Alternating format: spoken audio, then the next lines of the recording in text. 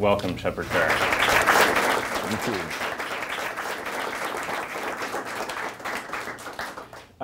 So I very much want to start at the beginning and with Obey Giant, and based on Andre the Giant, and curious if one, you were a big WWF fan when you were a kid, and two, just where the idea came from that you thought that his face would make a brilliant image.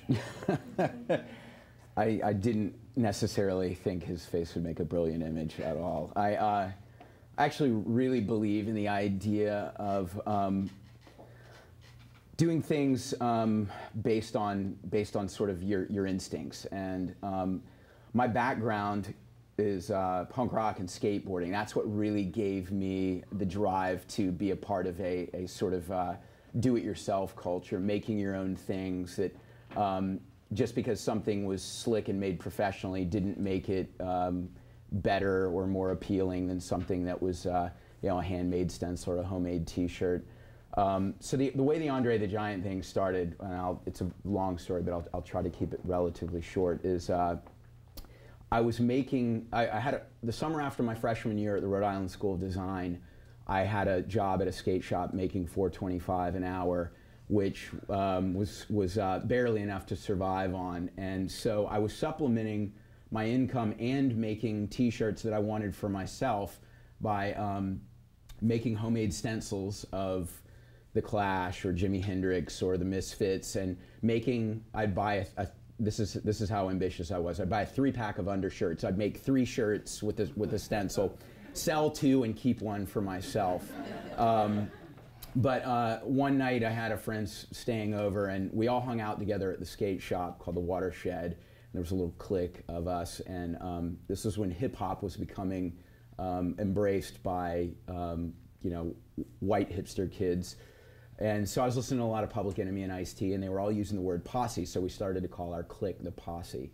So I had a friend staying over, wanted to teach him how to make a stencil, and just looked through the newspaper and saw an ad for wrestling, and there was a high contrast image of Andre the Giant, and I said, why don't you make a stencil of this? He was like, no way, that's stupid, I'm not making a stencil of that. I was like, what are you talking about? Andre's Posse's taken over, it's going to be the next big thing. And just that very spontaneous idea of creating something from nothing turned into first the stickers, which were just disseminated through our little group and put on some stop signs and at some clubs. But I saw you know, and then it spread from there. But I saw the reaction that people had to an image in public space that wasn't advertising, that they didn't know how to interpret. And in a lot of ways, I think that Andre being a little bit goofy, but a little bit sinister, some people knew who he was, who's the posse.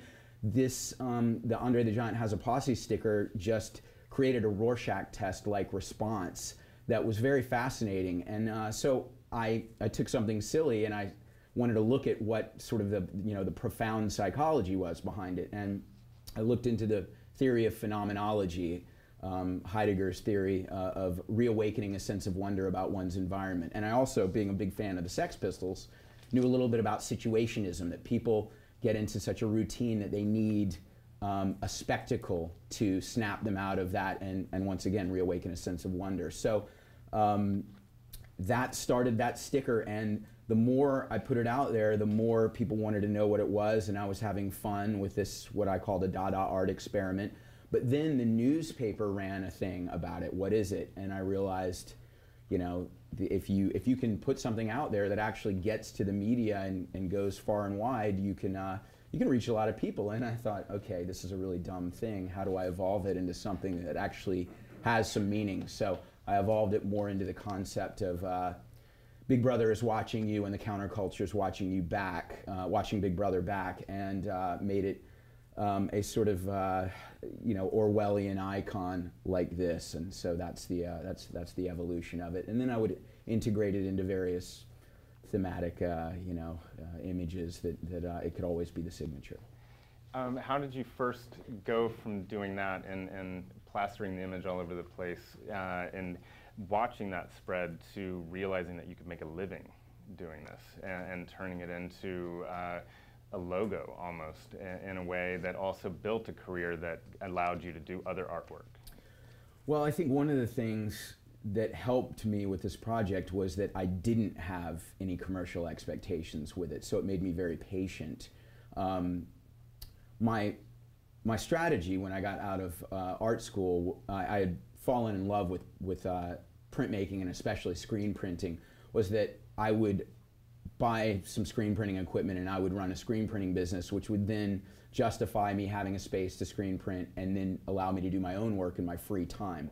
So that's what happened is I printed pizza restaurant shirts and kung fu uniforms and you know, the occasional cool job like stickers for Sonic Youth would come through and that would be awesome, you know.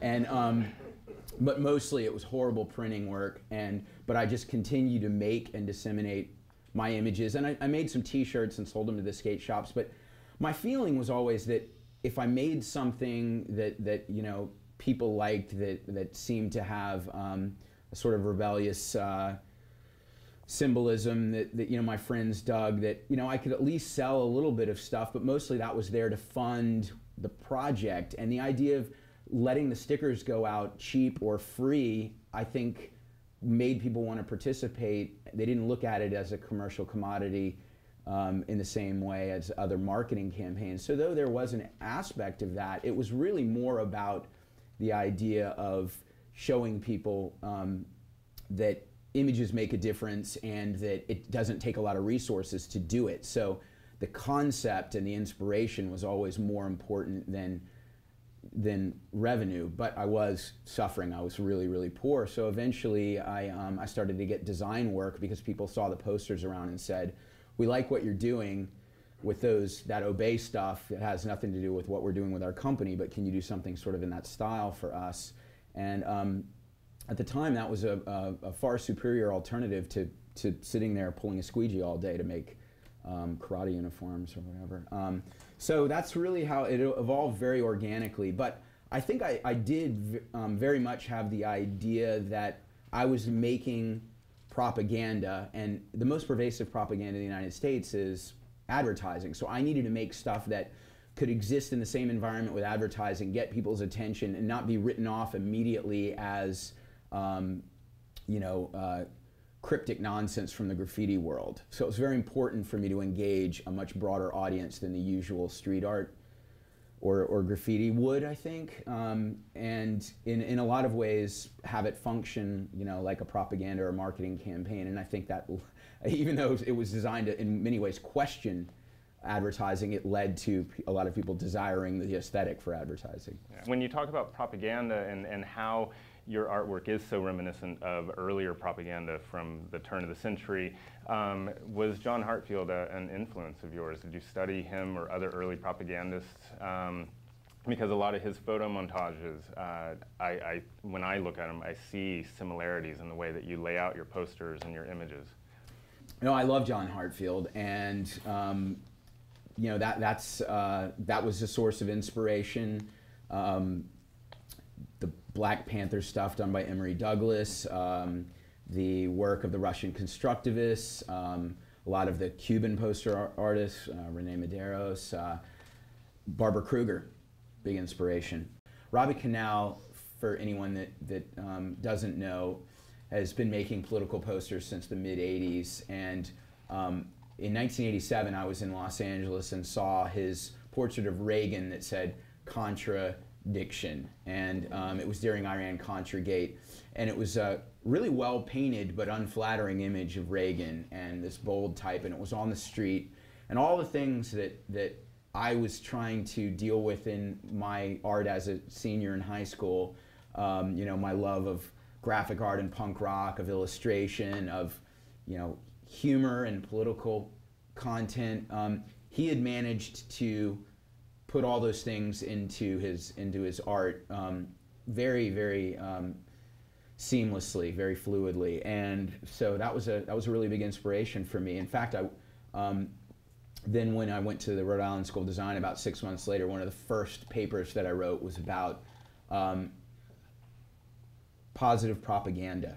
And it was the idea that propaganda has a very sinister connotation, but there are people that are doing things that are trying to shed a light on, you know, things that need to be addressed, and whether they're criticizing something or championing something else, there's positive propaganda, and Robbie Canal was the inspiration for that. There've been a lot of artists that influenced me stylistically, not always with their content, but one thing that is definitely very relevant to what you're talking about with people wanting pieces of images is that a lot of political work references things that it intends to criticize or satire, and that requires pre-existing material that's been usually, I think, reinterpreted in a way that is very valuable for not only the communication but artistically.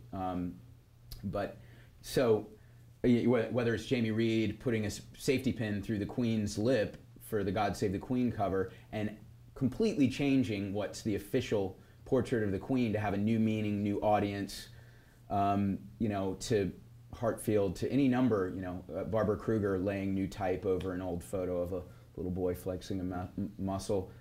These are all very valuable works of art. Warhol, Rauschenberg, that it would be very, very unfortunate if the corporate influence over copyright law was to basically make that form of expression more or less illegal. It'd be terrible. Going back to some of your musical influences from earlier and talking about when you were growing up and getting into hip-hop initially and stuff, the way that you portray a lot of the musicians and bands in some of your posters are as iconic as some of the revolutionaries that you also depict. Politically, for me, a lot of my awareness politically came from the music that I listened to when I was younger. Do you think of some of these early musicians that influenced you? Are they as influential to you as some of these political revolutionaries that you depicted later on? Yes, they are, absolutely.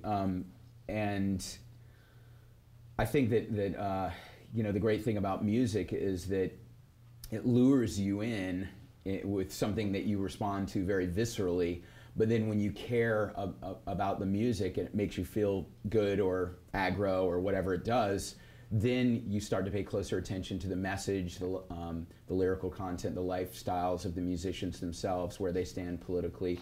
So people like Joe Strummer from The Clash, Chuck D from Public Enemy, Jello Biafra from the Dead Kennedys, Henry Rollins from Black Flag. Those were all people who made a really strong impact on me for the way they lived their lives and the things they cared about and the art they produced. And so my interest in Huey Newton came from Public Enemy talking about Huey Newton, or any number of things. Noam Chomsky's referenced in a few different people's lyrics, and I think it's very important to have that balance, whether it's just in your art or in your life, of being able to just have a lust for life that has some component that you enjoy. And for me, when I make art, it's about making a picture that I think is powerful, and whether you want to call it beautiful or not. A lot of people will debate me about the beauty of my art, but that it's got something that's visually arresting, and then you get to share the message. And that's the difference. That's why I care about a lot of things that I might blog about, but my patience is about a paragraph. That's why I don't write, because I don't get the same visceral pleasure creating or sharing the work with an audience. And some writers, they have a gift, like the way people make pictures, and they should be doing that. And but that's the connection I feel to music. Is it's a very amazing sort of multi-layered experience.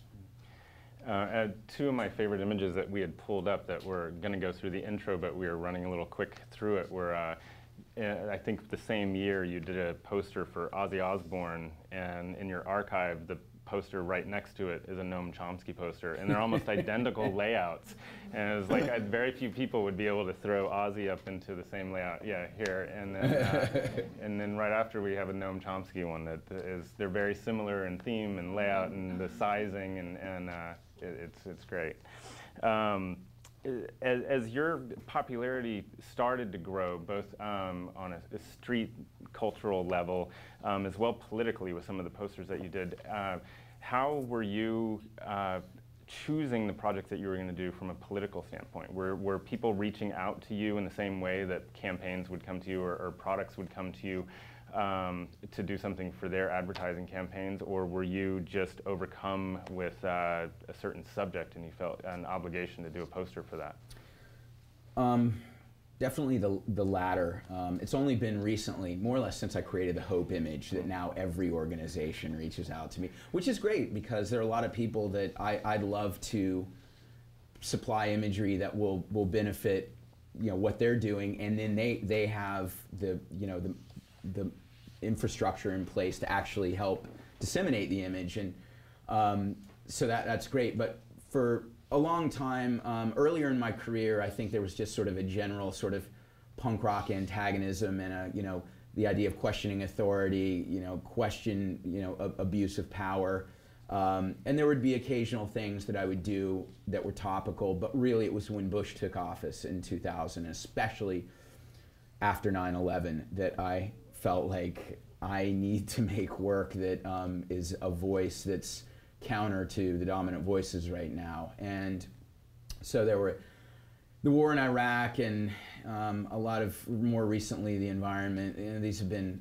important topics for me, but a lot of how people from the Arab world were one-dimensionally characterized as extremists or terrorists. I mean, there have been a lot of things that I felt like I need to make images about, and my goal was to make them in a way that fit with my aesthetic and was beautiful and powerful, and and made a statement. And some people have abandoned me. They say, "Oh, I liked your pop culture, your pop art stuff a lot better. Now I don't dig your politics." And I say, well, that's okay, because there's other people that say, I thought that pop art stuff was really trite, so, I like that you're approaching your work with more substance now.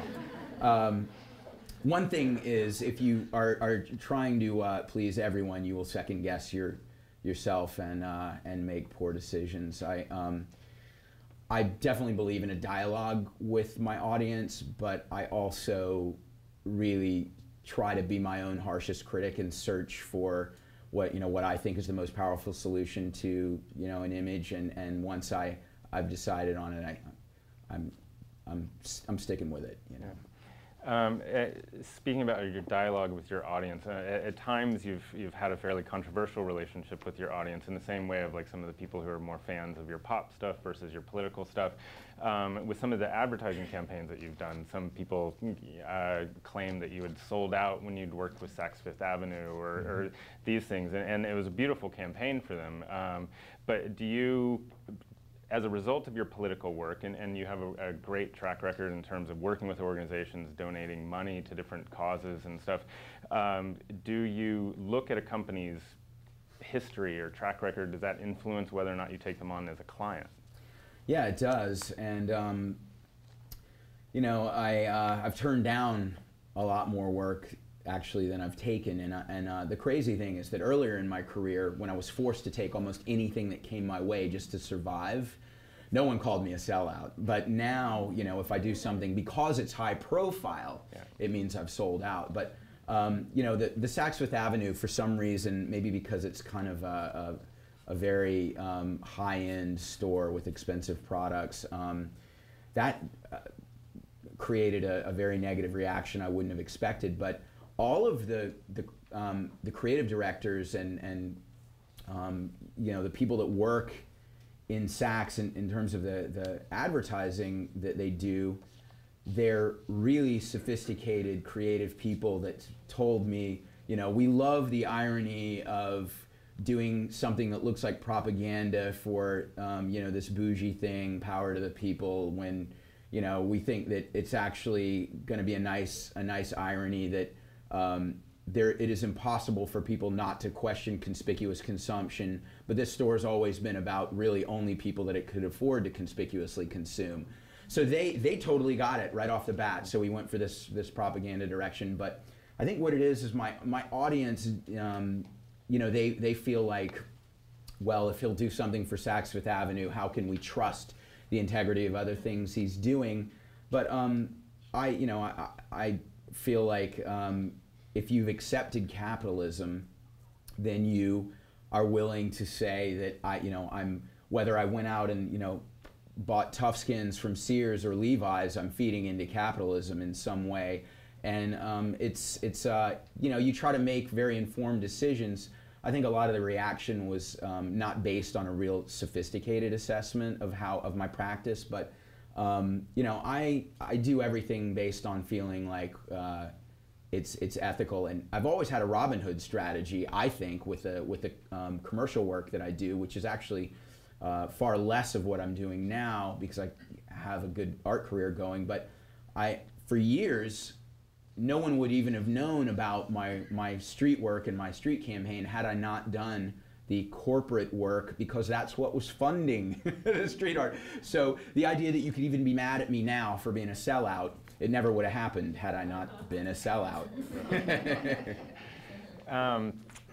So let's talk about the Hope poster and how that first came about. I mean, did you first see the photo in an article or a newspaper, and think that would make an incredible image to play with, or did you know that you wanted to do something with Obama and start searching and scouring for the right image? No, I knew that I wanted to do something with Obama. When I saw him speak at the Democratic Convention in 2004, I thought he was a really powerful speaker. I looked into a little bit more about him and saw some videos online and thought, this is a guy with good ideas who can convey them well also. And when he announced his candidacy, I thought, well, the Hillary juggernaut's going to crush him, but I'd like to make something for him. And I actually talked to Yossi Sergeant, our mutual friend, at an event, and I said, I'd like to do something for Barack Obama, but I don't want to create fuel for the right to say, look at the company he keeps. This guy, Shepard Fairey, has been arrested 15 times. All his work is socialist, even though a lot of the work that I've done that has the socialist aesthetic has nothing to do with being a socialist. You know that, and it's been all over the blogs, that he loves Mao, and I didn't want to, and Stalin, and I didn't want to. Those were cautionary portraits. I did not want to do something for Obama that would be unwelcome. When he had to sort of when Farrakhan endorsed him, he had to be like, yeah, thanks, but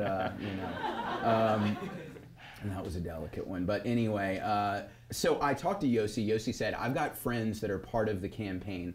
Let me reach out to them. And that was a good 3 months before the primaries even started. And finally, second week of January, Yossi got back to me and said, the campaign said, they know your work and they're totally cool with you making an image. Knock yourself out. And so that very night, I just went Google search, and I knew that I wanted to portray him patriotically, and that I wanted to find something where half of his face was falling in shadow, and I could do red tones and then blue tones on the other side, and have this idea of like the red and blue states converging. We're not red states, blue states for the United States. I mean, I swallowed all that totally. So I went and I looked through hundreds of photos, and I found an image that I thought was the right vibe in terms of his sincerity, his vision, and it also something about it reminded me of the Che Guevara poster. That I think it's the look in the eyes, that like I'm looking off into the distance thing, and I said, this is. I think this would be a good source of inspiration for an illustration. But the image was never created for personal gain. It was created because I just couldn't stand to see my young daughters start to grow up in a Republican administration. It's just, I think that's what allowed me to deviate from my brand, which has been very very negative, and say, I'm going to make an optimistic image, and I'm going to you know, I'm gonna just jump right into mainstream politics, and I know that a lot of my fan base is going to say, if voting mattered, it'd be illegal, man, you know, and which they did, and you know, and then they got a sticker like 8 months later. But anyway, and we were with you all along.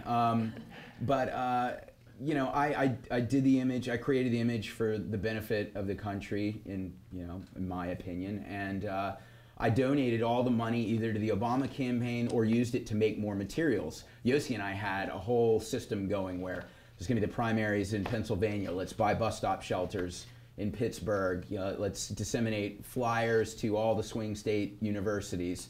We made 300,000 posters, 500,000 stickers, T-shirts, got all the stuff out there, and it was never done for profit. It was all reinvested. All right, well, we'll wrap it up, but please check out more of his work at obeygiant.com and check out more of ours. Thank you so much, Shepard. Yeah, thanks.